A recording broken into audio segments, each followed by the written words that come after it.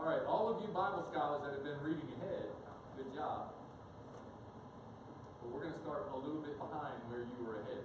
So we'll be a little behind where you were to start, and then we will work our way up to your exhaustive study. But we're going to start in just a couple minutes. A lot. Oops, I forgot to change the.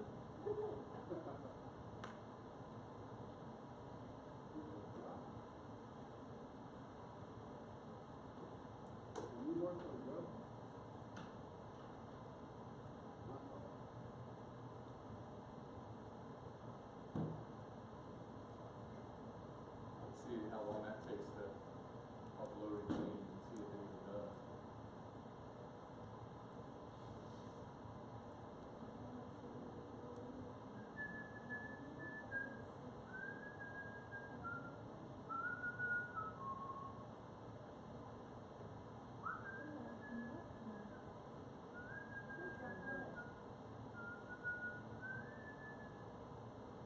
Alrighty, you guys ready? On your paper Bibles or your electronic devices, you'll need to be in Numbers chapter 20.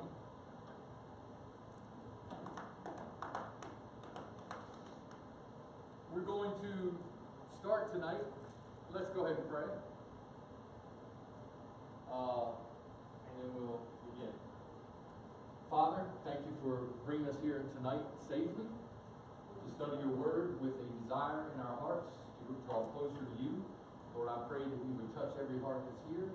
Speak, Lord, by your Spirit to our hearts and reveal things to us, God, that only come from you.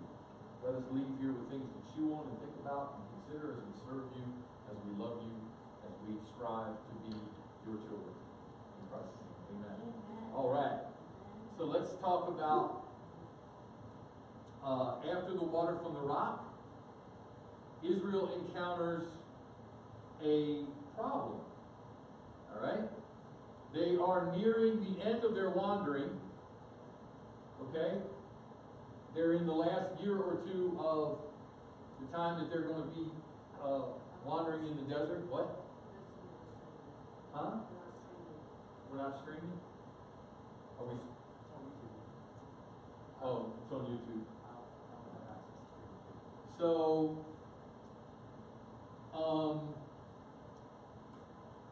they're getting close to the end, but what has happened, even though they did not have the internet back then, and they did not have cell phones, and they did not have CNN, and they did not have everything that we have, they still had rumors, and they still, and gossip spread, and news spread.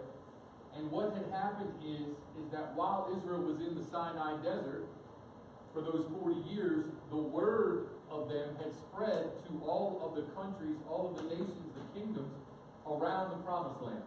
So, the rumors and stories spread throughout these pagan nations about how God, the God of Abraham, Isaac, and Jacob, was winning all these tremendous victories for the people of Israel. And so they had gotten in great fear. The people were in fear, the kings were in fear. All of the nations around Israel were afraid, around what we today call Israel. Okay? The Promised Land. So they find, as they're trying to travel, they find that their reception is kind of cold. Okay, let's look in verse 14 in chapter 20. Moses sent messengers from Kadesh. Okay? Now, we're going to look at a map in just a minute, and I'm going to show you where Kadesh is. And he sent messengers from Kadesh to the king of Edom, saying, "This is what your brother Israel says." Remember? Edom, the nation of Edom, or the kingdom of Edom. Edom was another name for who? Who knows it? Esau. Esau and Edom were the same person. So Edom is actually also descended from Abraham. Okay? So, and descended from Isaac. right? Jacob and Esau, right? Abraham, Isaac, Jacob, right? So Edom.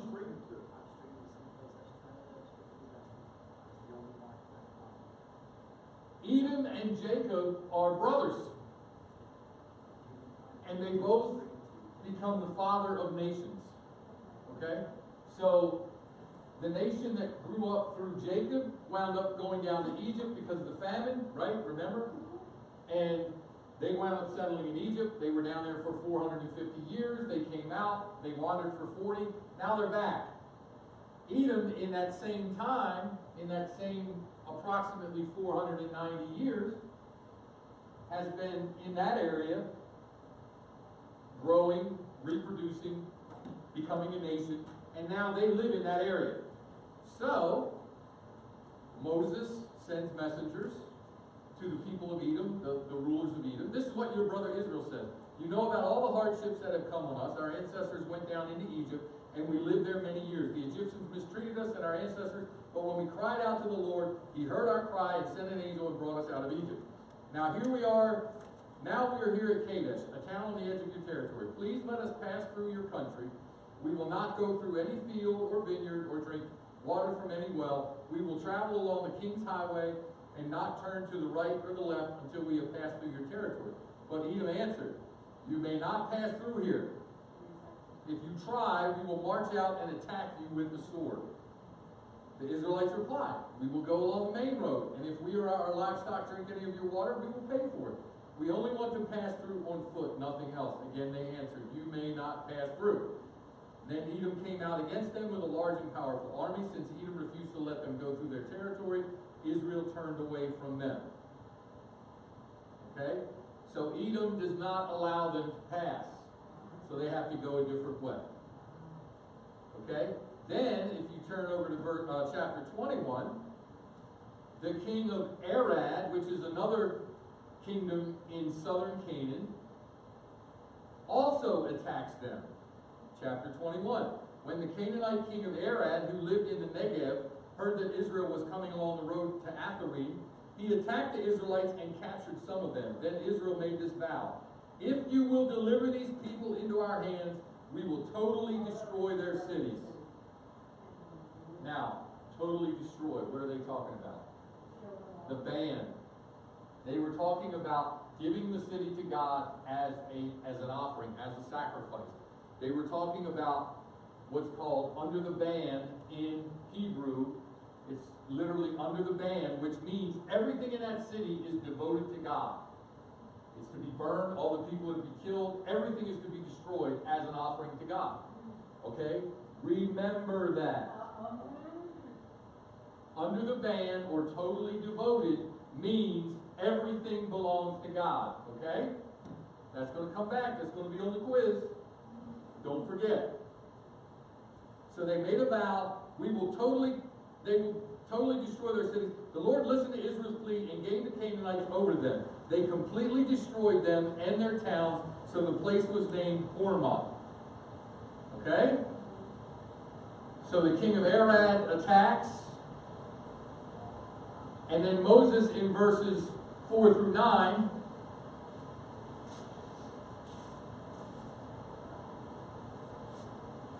wait. Oh, yeah. So Moses says, all right, we're going to go around Edom. This is verse 4. They traveled from Mount Hor along the route to the sea to go around Edom, but the people grew impatient on the way. Once again, they're going to go around Edom, but the people don't like it. They're going to question their leader. They're going to complain to their leader. Why have you brought us up out of Egypt to die in the wilderness? There is no bread, there is no water, and we detest this miserable food.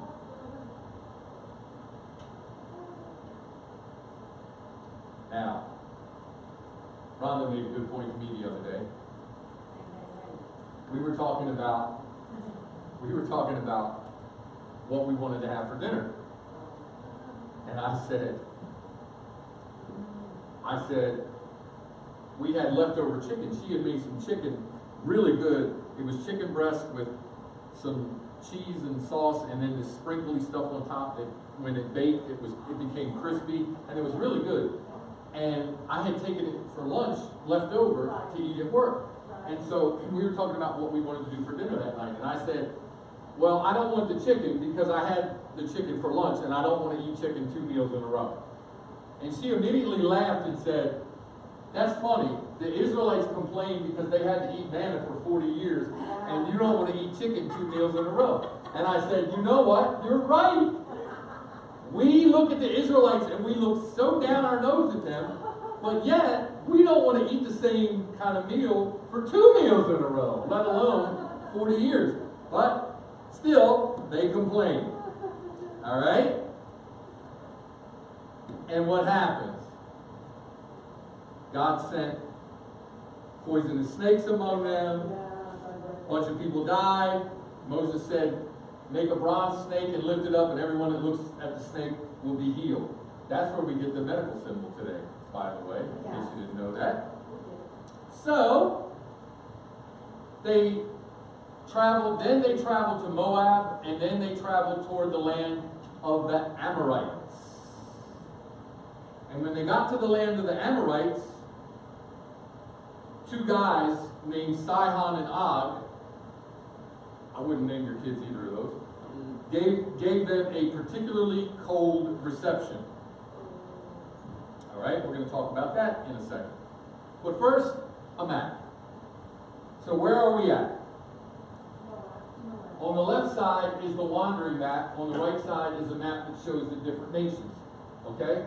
When it says they were at Kadesh, that's right here. See where it says Kadesh Barnea? Yeah. It's right there. That's on the extreme southern border of what would become Israel. This is Israel up here. Okay? And they're down here in what's called the Negev Desert. Okay? This is apparently the land of Edom. And I guess they wanted to go up this way. Or maybe they wanted to go up here. I don't know. But they wanted to pass through. And Edom said, no, you can't pass through. So, yes. Here's Edom here. See the land of Edom? Yeah. Down here? So it would correspond with this area here. What's your question? So my question is, so what did God wanted to give them? What land did God wanted to give them? Like the whole where it says Canaanite. Yeah, this area, all of this area would become the kingdom of Israel. Okay, so what is it now? What is Israel now? Israel now is a lot of this land, but not all of it. No. Oh, really? Yes. They do not occupy all of the land that was promised to them by God. Right. Okay? They have a part of it, but not all of it. But how much? Is it just where it says Philistine, that little piece? That little piece? A lot of this is what's called the Gaza Strip. Right. Which is Palestinian. Right. And then over here is the West Bank. Or this is Jordan. Things on the east side of the Jordan River is the nation of Jordan. Okay, so where is Israel? Israel is right in here. Okay. This is Jerusalem, right here where it says Jebusites. Okay, yes. This is Jerusalem. Yes. Up here is Tel Aviv. Up here is where Lebanon starts, where it says Phoenicia. That's where Lebanon starts. Israel goes up into here. The Syrians, the 6-day war, or whatever it is, the Syrians attacked from up here, and Israel took all this land. So they have some of what they were promised, but they do not have all of what they were promised. Okay? So the Jews, they want to go through Edom, but they're refused. So now they have to turn and go back. This map ends, so they have to go back and go around and go the long way, like this. So the people complain. They don't want to go the long way. They want to go the easy way.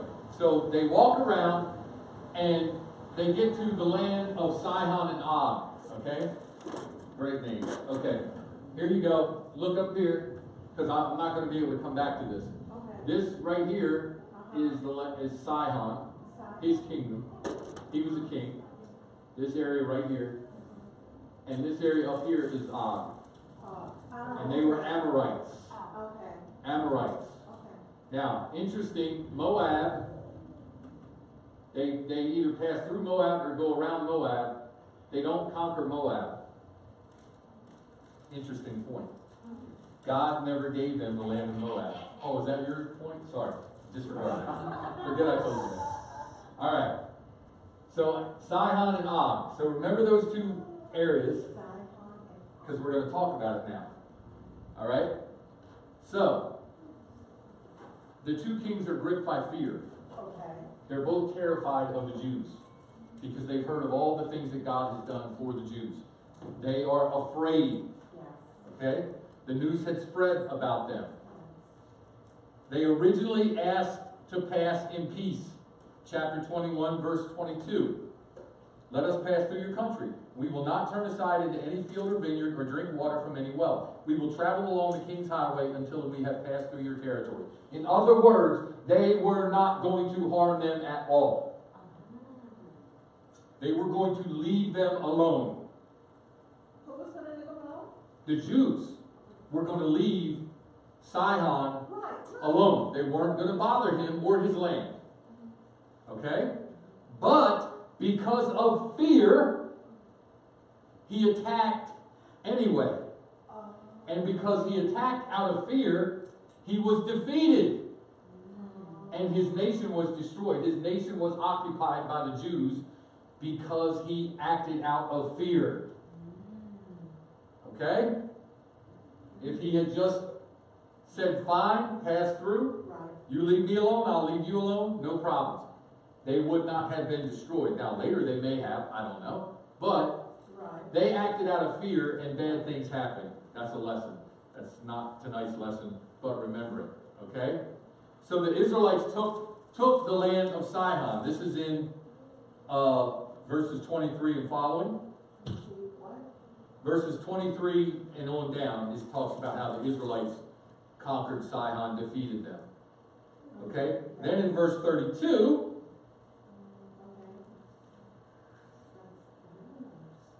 after Moses had sent spies to Jazer, the Israelites captured its surrounding settlements and drove out the Amorites who were there. Then they turned and went up along the road toward Bashan, and Og, king of Bashan, and his whole army marched out to meet them in battle at Edrei. Now, Og had heard what Israel had done to Sihon, so Og was doubly afraid. So as soon as they come to his area, he gathers his whole army and he attacks them out of fear, even greater fear. So fear leads to more fear, which leads to bad decisions, which leads to defeat and destruction for them. Okay? So he took his shot and he was destroyed. 32 to 35. They turned and went up. The Lord said to Moses, do not be afraid of him, for I have delivered him into your hands along with his whole army and his land. Do to him what you did to Sihon, king of the Amorites, who reigned in Heshbon. So they struck him down together with his sons and his whole army, leaving them no survivors, and they took possession of his land. Okay? No survivors. Why are things so absolute in the Old Testament? When a city is put under the ban and devoted to God, every person in that city, women, children, everyone is to be killed. Everything in the city is to be burned. See, this is where people that don't know God read this and say, oh, this God of this Bible he is a God, he is a violent God and a bloodthirsty God, and then that. Well, God is holy and cannot look on sin. These people are gross sinners. that's true. He was showing us the absolute nature of serving him. You remember last week last week when we talked about how Moses and Aaron lost out on the promised land because they violated God's holiness? Yes. Serving God is an absolute proposition. We must be absolutely committed to him. We must give him all of what we are. When he tells us to do something, He wants us to do it completely. He does not want us to serve Him with half measures. He does not want us to honor Him when we feel like it. He does not want us to do the least that we can get away with. He wants us to obey Him and follow Him and serve Him completely. Okay? And violence in the spirit is part of serving God. The devil wants to kill you. He wants to destroy you. He wants to murder your soul. Okay? And you have to get violent in fighting him in the spirit. You have to, the Bible says the kingdom of heaven suffers violence and the violent take it by force. It's a reference to being spiritually violent. It's warfare. It's called spiritual warfare. It's not called spiritual waltzing. It's not spiritual patty cake. It's spiritual warfare. You have to destroy him. He wants to destroy you. Okay? So, they've taken, let's run back real quick. They've taken the land of Sihon. Boop. They've taken the land of Og. And it looks like they're going to take everything. And this guy down here, he's getting awful nervous. Okay? Now Rhonda's going to take over. And she's going to tell us about that guy going forward. So you... Good evening. Good evening.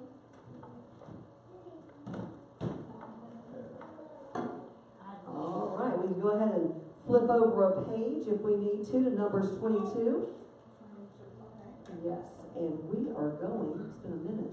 Oh, I gotta get all this. We are going to look at Moab versus Israel. Now, we're not going to get through all three chapters this evening, but we're going to get a start. So, let's find out a little bit more about Moab. We've got, who is Moab? Well, Tom almost stole my thunder there. Moab is a descendant of Lot. Remember Lot? Yeah. Abraham's nephew? Yeah. So Moab really preceded Edom in that Lot was older than Esau. Remember, Esau was, you had Abraham, then you had Isaac, then you had Jacob. So you've got two generations before you've got Esau. Whereas Lot was Abraham's nephew, so he was back in that first generation. So his inheritance, as it were, preceded the land of Edom. So that's who founded Moab. They're living in the land that God gave to Lot. And if you will just put your finger where you are there in Numbers 22 and flip over to Deuteronomy 2:9. If someone could get that and read it for us, that would be amazing. Deuteronomy 2:9.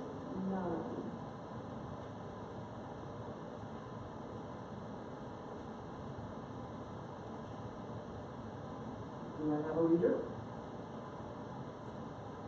Then the Lord said to me, do not harass the Moabites or provoke them to war, for I will give you any part of the land that I have given, or to the descendants of Lot as a possession.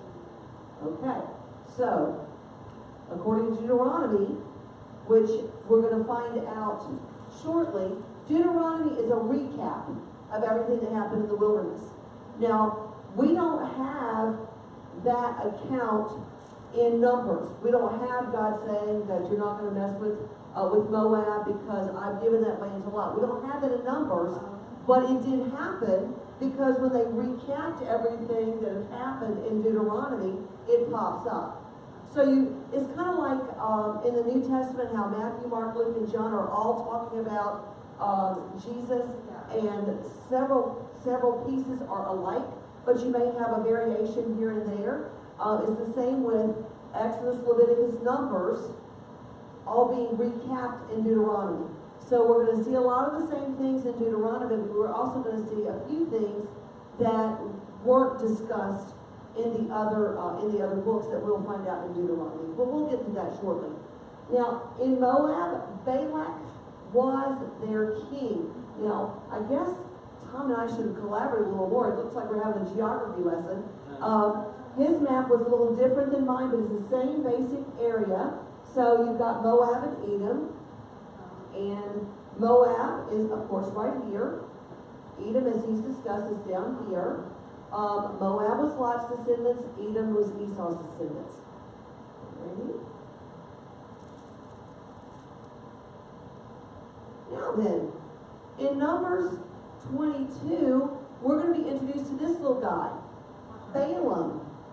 We're going to find out some things about him. So let's look at this. We're in Numbers 22:6. The first part of Numbers 22 talks about Balak, and we'll get a little bit more into that in a second. But look at verse 6.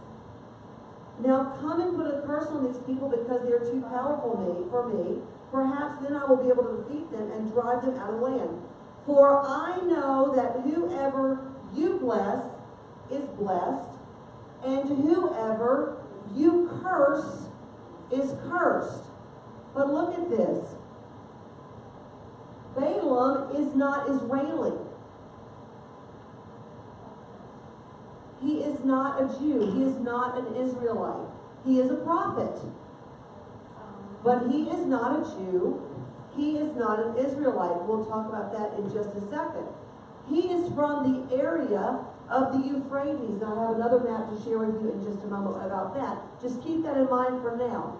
Now, this is not the first person that we have in Scripture who is called upon to either give wise counsel or who is mentioned as being a prophet of sorts in the Old Testament, but was not a Jew or an Israelite. One person was Melchizedek. We spent a good bit of time on him in Genesis. And if you would look at Genesis 14:8, he was not an Israelite because Abraham went to him. The Jews are descendants of Abraham. He was not in the line of Abraham at all. So if we look at Genesis 14:18, hope you're ready for a Bible study tonight. We're digging in. 14:18 says, Then Melchizedek, the king of Salem, brought out bread and wine. He was the priest of the Most High God. But he is not a Jew. He is not an Israeli. But he is of God. That's critical. Okay? There were different people throughout history, throughout the Old Testament, that God used for whatever his purpose was. In this situation, Melchizedek was not in the lineage of Abraham. As a matter of fact, Abraham paid a tithe to Melchizedek because he was who? Who was Melchizedek? The priest of the Most High God. We have another example up to this point in history, and that other person was Jethro. If you look in Exodus chapter 18, you're going to find Jethro there. Does anybody remember who Jethro was? Who was he? Wasn't he the guy that was in the desert and then, what's his name, Moses went to exile? No. You're on the right track. Yes. Yes. So we hear Jethro a couple of times. What did you say, Brother John? Yes. So Moses did go to Jethro when he was in exile. Married one of his daughters. Went back to Egypt. Became the leader of the Jews. Brought them out of Canaan. And then at some point, Jethro came and met up with them after Moses is the leader. And Moses was struggling because all of the weight of every decision of every person in this entire caravan was coming to Moses. And what did Jethro say? He said, Exactly. You're wearing yourself out. You've got to delegate this stuff. Jethro was used as a prophet to Moses in that time. Jethro was not an Israeli. Jethro was not a Jew. All right? And the same thing goes back to Balaam. Now, as I just said, Balaam had a bit of a reputation. Let's look and see what I mean by that. We've said already that Moab is right here. Scripture tells us Balaam, now this map on the other side is a zoom out. Because I had to zoom out because Balaam doesn't even live in Moab. He's not with the Jews who are traveling around here. He's not in Moab. He's on the Euphrates River. I don't know exactly where, but somewhere along the Euphrates River is where Balaam lives. Remember, This is Edom here, that's what I'm doing. and Moab would be up here, and he's way over here. Way over here. Balaam has a reputation. He has a reputation of who you curse is cursed, and who you bless is blessed, and I need you on my side. Okay? So that's where Balaam comes into play. Ready? So what's going on in Numbers 22? As Tom just mentioned, Moab, or Balak, the king of Moab, sees Israel coming. Israel has already had some victories. Sihon, Og. All right, they've already had some victories, and Scripture says that Moab is terrified. One version says sick with dread. If you go back to Numbers 22.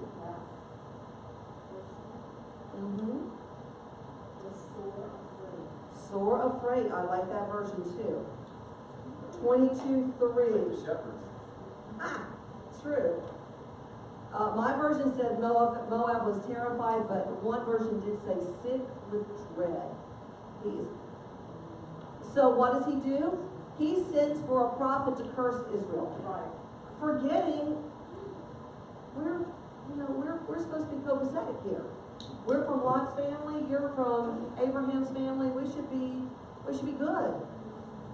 And we're not good. Because as Tom said, Moab is sick with dread. Okay, let's go ahead and read a little bit about this. I know Brother John has some questions for us. All right, so let's look at verse 5 and 6. Let's start there. Well, he already said, for whoever, actually, let's go back to verse 5. So, let's start at verse 4. The Moabites said to the elders of Midian, this horde is going to lick up everything around us as an ox licks up the grass of the field. So Balak, son of Zippor, who was king of Moab at that time, sent messengers to summon Balaam, son of Beor, who was at Pethor near the Euphrates River, in his native land. As I said, he lived a long way off. Balak said, this is the message that Balak sent to Balaam. Please try to keep their names straight. Balaam is the prophet. Balak is the king. Balak the king ends with a K because he's the king. One way to remember it. All right, a people has come out of Egypt. They cover the face of the land and have settled next to me. Now, come and put a curse on these people because they are too powerful for me. Perhaps then I will be able to defeat them and drive them out of the land. For I know whoever you bless is blessed, and whoever you curse is cursed. That was the message that Balak sent to Balaam. Okay, let's continue. So verse 7 says, the elders of Moab and Midian left, taking with them the thief for divination. When they came to Balaam, they told Balak what he had said. All right, so let's look. There was a diviner's fee. Okay? That is a fee for prophesying. That's a fee for divining what God's will is. That is a fee for cursing. Is there going to be an offering? Is it gonna be an offering? All right, so they took with them the fee for Balaam to pronounce a curse over Israel. Now, let's remember, I am going to take one step on the ladder of inference. Please excuse me, but we'll get back to that in a second. Balaam has a reputation that goes beyond the miles. It sounds like the diviner's fee is part of that reputation. Okay? Because they know to take an offering with them. Okay? All right. All right, so let's see what happens next. We're in verse 8. Spend the night here, Balaam said to them, and I will report back to you with the answer the Lord gives me. So the Moabite official stayed with him. He invited them, come on in, stay with me, I want to see what God says, and I'll get back with you in the morning. Okay? Then what was Balaam's response in verse 9? God came to Balaam and asked, who are these men with you? You know that's a setup. You know that's a setup. Just like when God came into the garden and said, Eve, Adam, where are you? You know it's a setup. Who are these people with you? Verse 10, Balaam's response. Balaam said to God, Balak, son of Zippor, king of Moab, sent me this message. A people has come out of Egypt and covers the face of the land. Now come and put a curse on them for me. Perhaps then I will be able to fight them and drive them away. But God said to Balaam, this is God's response and God's instructions. Do not go with them. You must not put a curse on these people because they are blessed. Oh, it's just getting started. It's very good. It's very good. Now then, what did God say? Give me a one-word answer. What did God say? No. No. No. Don't go with them. Don't go curse Israel. All right. So then, let's stop right there for just a minute. I want to do a comparison. You guys are familiar, I feel like, with the story of Naaman the leper who went to visit Elisha. Right. Now, this occurred to me. There's no scriptures connecting the two of these, but both of these guys are prophets. Balaam is seeking God. Right. And this is the true God of Israel. I mean, if you look at it, you can see he is talking to the true God, not a God, right, not a Lord. He is speaking to the Lord and the God. Yes. Let's compare what Elisha said in 2 Kings 5, 9 through 11. Kings is after Samuel, and 2 Kings is after 1 Kings. Mm-hmm. And I'm going to take a minute just to read through this with you. Tom told me to take my time. Okay. Now, we'll get more into the prophets of Israel down the road. But this came to me as I was reading and studying this out, and I'm thinking, okay, God, these people came to him, you told Balaam no, and then I don't understand, it looks like you changed your mind, which we'll get into in just a second. What was up with that? And then I remembered about Naaman and Elisha's response to Naaman. Verse 9 in 2 Kings chapter 5. So Naaman went with his horses and chariots and stopped at the door of Elisha's house. Now remember, Naaman brought a lot of stuff with him too.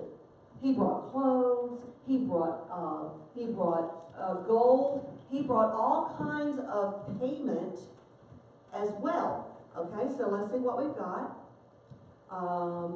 Verse 9. So Naaman went with his horses and chariots and stopped at the door of Elisha's house. Elisha sent a messenger to him saying, go wash yourself 7 times in the Jordan, and your flesh will be restored, and you will be cleansed. Look at the difference. Elisha did not even come out and greet them. Right, As a matter of fact, Naaman was upset about that. right. But what did Balaam do? Come on in. Come on in, spend the night. I'll figure this out. You come on in. Okay? And this is where my brain went. All right? And so then we continue. Naaman went away angry. I thought that he would surely come out and stand and call on the name of his God and wave his hands over my spots and cure me of my leprosy. But he didn't. What did Elisha do? No invitation, only instructions. Okay. And no diviner's fee. Now, you may remember, Elisha did have an assistant. Gehazi. I knew it started with a G. Gehazi.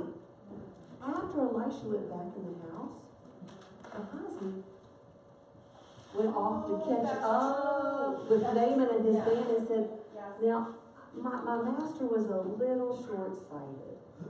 I'll go ahead and take it. I'll take your stuff. And I'll give it to him later on.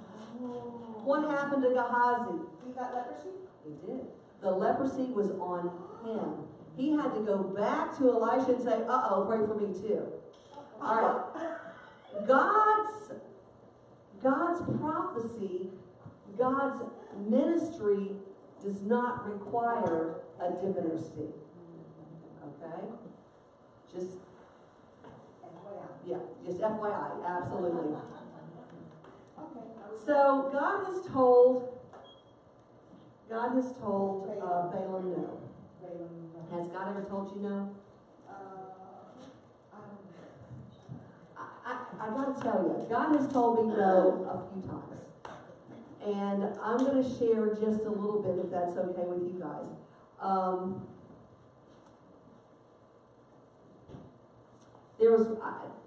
Back in the day, I would, every morning, just about on my way to work, I would pray, God, can I talk to Tom about you today? Can I do that? And every time I would hear, no, it's not time. No, it's not time. One day, God didn't say a word. I'm like, oh, is this the time? Do I just talk to him? Now, back at this time, Joshua was going to youth group at another church. And so Tom and I would drop him off at youth group. And then we would go to breakfast together. It was like our little time together. We would discuss the meals for the next week. And then when it was time for Josh to be picked up, I would go get him and then we would come up here. Tom would go grocery shopping. And I thought, okay, all right, Lord, I'm ready. Let's go. Let's go. And I was really anticipating. And we sat down at McDonald's together and I said, so, Tom, how are you and God doing? And his countenance would, and he said, we're doing really good right now. You need to stop asking me that. And I'm like, okay, God, but you didn't tell me no this time. So, we chit-chat. I said, oh, really? How are you and God doing? He said, I told you. We're doing really good in our relationship right now. And if you keep this up, we're not going to be doing good in our relationship. And I'm like, okay, God, you just smacked my hand a little bit. I get it. I am not to be the one to bring this up to him. You're going to do the work in your time. Yes. And so I stopped asking because at that point I realized God told me no, and I need to listen to what he's saying because in his time he's going to do the work. Right. Okay? There was another time. Now that time, the only heartache was me. Because I was disappointed, because I just knew that Tom was going to turn to the Lord that day. It was going to be great, and it didn't happen. But there's another time that God told me no that involved others.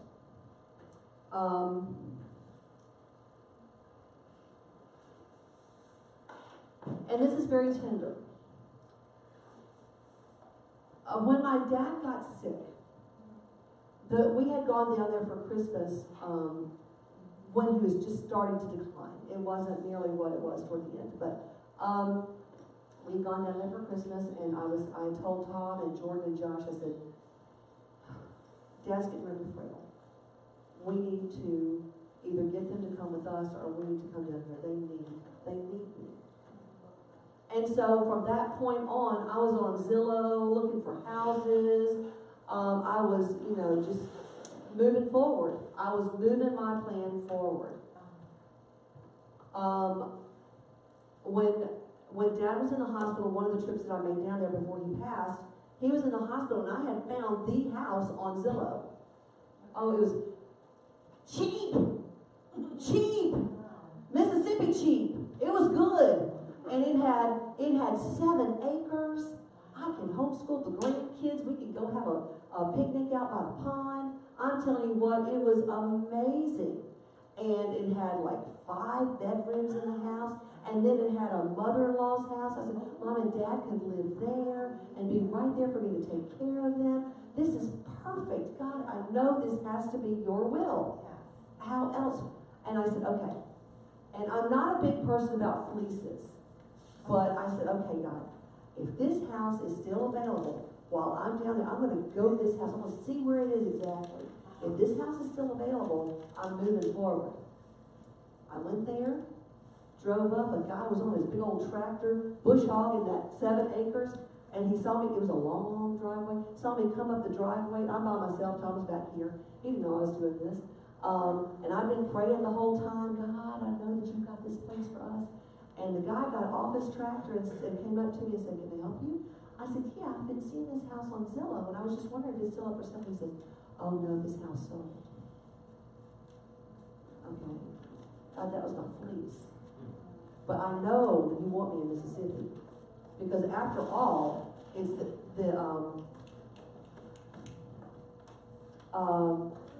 those who don't take care of their families are worse than infidels.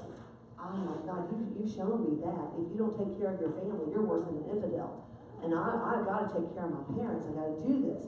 And so, well, that was my fleece, and God said, no. So what did I do?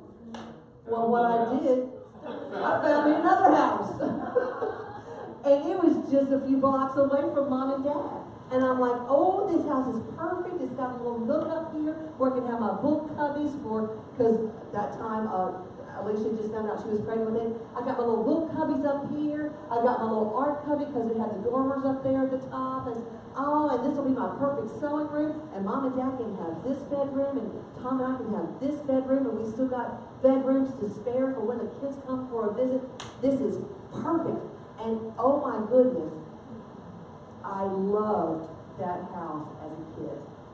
They used to have the prettiest Christmas decorations in this house, and I used to love this house. This was a house I wanted when I was a kid, and it's been empty for years. It's been empty for a few years because the parents had passed away, and the kids didn't want it. And it was cheap too. It was cheap, and the high school, or the central office for the school system, was in my backyard practically. God, this has to be your plan. Yeah. So I moved forward. This time, I told Mom. We went and looked in the house. Tom, Alicia, Jordan, Josh were all there with us. This was at Dad's funeral.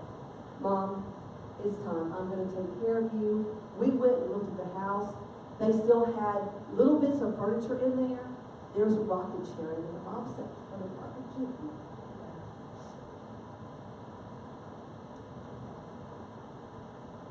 She said, I can see you in here. Because I told her, I call you every day already. I don't want to call you every day. I want you to be in my house. So if I'm moving 900 miles, you can move 2 blocks and be in the house with me. She had agreed. We get back home. Turns out my cousin was the realtor of the house. You know how Mississippi is. Anyway, I get back home. Mom's up here with us. I am packing to move. I have a job. I have a job in Mississippi. I was going to be the math coach for an entire school district, which down there, the school district is one city. So, but I was going to have to learn high school because I was going to be the math coach for elementary, middle school, and high school. I had worked all that out. I came and said to Pastor, I'm leaving. So I don't believe it's of God. I don't believe it's of God. That was a bold statement, but he told me. And I'm like, well, Pastor just doesn't let me go. It's okay, Pastor just doesn't let me go. I was still away from God, so I didn't care. I said, if you want to go, I'll go with you. You know, I'll do it. He said, as long as I can find a job, it's okay. And he was going to stay here because Josh was in college, and we couldn't afford to pay out-of-state tuition, so he was going to stay here and keep Josh. So we were basically going to see each other on holidays and summers, blah, blah, blah. Yeah. The night before I left, Jordan and Alicia came to us and said, Mom, we're planning to come to Maryland when I get out of the Army. The night before I moved it. Tom said, I'm not going to Mississippi and be that far away from my family. That you did that with your parents, we're that far apart, and I don't want to do that. I said, I don't want to either, but what about Mom?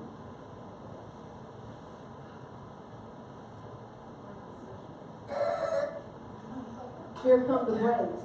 Oh, it was an extremely hard decision because, way back, this is July, way back in April, God told me no with my fleece, but I'm moving on anyway because I need to take care of my family, and I believe God would want me to take care of my family.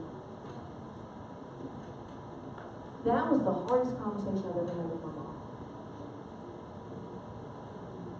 And that house still didn't sell for about another year and a half, and she would say, our house is still up for sale. And anyway, but God said no, and there was a lot of heartache involved in that because I didn't listen when he said it the first time. That's the point of that story. If God tells you no, listen. Okay, something's wrong with that, I don't know. Alright, so, yes. I thought of something when you were telling that story. If we had moved, I might be dead. Right. Because when I had my heart attack, I would have been 45 minutes away from quality intervention. Because I had to have a stent put in. I don't think they do that in Houston. I would have had to go to Tupelo to have that done, and I would have been 45 minutes away from Tupelo. So. But even at that, the plan was that he was going to stay here. You were going to stay here and get the house ready to sell. Remember? True. He would have been here by himself. And dead. So yeah, what actually happened the day that he had the heart attack, he said, I think I know what this is. Can you run across the street and see if Donna and Bill, our neighbors, have any aspirin? I ran and got him aspirin, and that was extremely helpful. I convinced him, I was going to take him to the emergency room. But I called 911 because he was really struggling. And it would have been a completely different scenario. And that did give me peace. And I did share that with Mom later on. But, yeah, I meant to put that in there, and I forgot. Thank you for reminding me. So, if God tells you... Tell the one about obeying God and avoiding heartache? Or no? I was going to... Are you talking what? Or are you going to tell the one about obeying God and avoiding heartache? Do you want me to? I don't mind. Well, I don't want to spend all of our time just telling stories. I'll tell it. There's about this many people who know this story. Turn the YouTube off. There was a situation at the church where I attended before I started coming here, where before Tom came home, I was attending a small group. I was doing other things, and there was a gentleman that caught my eye. I'm not gonna lie. I was very lonely, I was very vulnerable. And he doesn't know this, he never knew this. One day in small group, he helped me with my coat. And all of a sudden, I'm thinking more about this person who has done nothing than I was my husband, who I've been praying for. And I started thinking, well, he's never coming home, I don't know, you know. And God stopped me and said, what are you doing? If you care anything about that person, think about what's going to happen if you try to pursue a relationship and your husband comes home. You're going to break your heart, you're going to break his heart, and then here's Tom. What's up with that? God stopped me before there was even a conversation. Nothing at all happened. And basically directed me that I could not attend that church again without my husband by my side. And I had it, by the way. So when I first started coming here, I'm like, I don't know if this is where God wants me. I just know I can't be where I was. So that time, I know I avoided heartache because God said no and I listened. So you've got all those scenarios where you can avoid heartache altogether, where you can have just your own heartbreak, or you can have big heartbreak. Let's see what's the next slide. So I think we can get through this one and then we'll pick it up next week. Balaam went and sent the envoy on their way because God said no. I'm done with you guys. Meanwhile, back in Moab, Balak is getting more and more nervous, and so he said, okay, we'll just send more money. We'll send the princes. We'll make sure that we're convincing to Mr. Balaam. Up the price. Up the ante, absolutely. All right, so there's panic going on, but what has God spoken about Moab? Where Israel can't even touch you. Israel cannot touch you. And you're all in a panic. And I gotta be honest, this made me think about Moab was seeking a word from Balaam when God has already given him the word that you're not going to be touched. You see the difference? Moab was wanting to get a prophecy over Israel to curse them. A word. When God has already given them his word that they're not going to be touched. Oftentimes, we tend to seek out, oh God, I just need to hear from you today. And he might be drawing us to his word, to scriptures that say, I'm your hiding place. I'm going to cover over you with my feathers. This is going to pass. You are in the palm of my hand. You're the apple of my eye. That's from the word. That's from, I don't have my Bible, I got my iPad. That is from the word. That is him talking to us directly. But oftentimes we're going to substitute with man's word. He wanted Balaam to come give his word over Israel. Now, Balaam did tell him, I can't say anything that God doesn't tell me. And I know there are prophets out there of God. I know there are. And they give the word and they give a word in due season. But we first need to seek the word. Because God has a fresh word and a fresh anointing for us today. Seek the word. And when he needs to confirm, he will give us a word, but it will not contradict the word. I have one more quick story and we're going to close. I got to keep this one really generic. This was a long time ago. when we were still pastoring in the house, we had this young mom who, she was lonely. It was a sad situation, but she called me up one day. She would call me often. She called me up one day and said, you know, I had a dream about my son's doctor. Her son has some illness, and she said, I had a dream about my son's doctor. Do you think I should pursue a relationship with him? I said, I have one question for you. Is he married? She said, well, yeah. I said, then, no! Absolutely not! The dream, a word, is not going to contradict what God says. Amen. It's not going to do it. I'm sure she called 3 or 4 other people to get their opinion too. But oh my goodness, people, anything that you think may be possibly from God, you've got to filter it through this. You've got to filter it through this every single time. Now, I hope I've whetted your appetite. So you guys go ahead and if you have not already read the rest of the story of Balaam and the rest of 22, 23, and 24, I would love you guys to read through that this week, and we will pick up from there.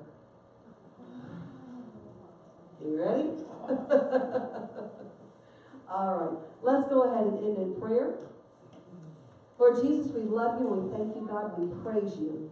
You are so worthy, my God, and you have given us so much. You have given us your promise. You have given us your word. And God, I pray that this week you would help us to walk it out. I pray that you would open our eyes to hear what you have for us. I pray that you would open our ears to hear what you are speaking to us through your word. God, I pray that you would be with us and that you would guide our every footstep. Lord Jesus, be back with us on Sunday. And I pray that you would prepare our hearts in advance, that we will be ready to worship you. We love you, my God. Amen.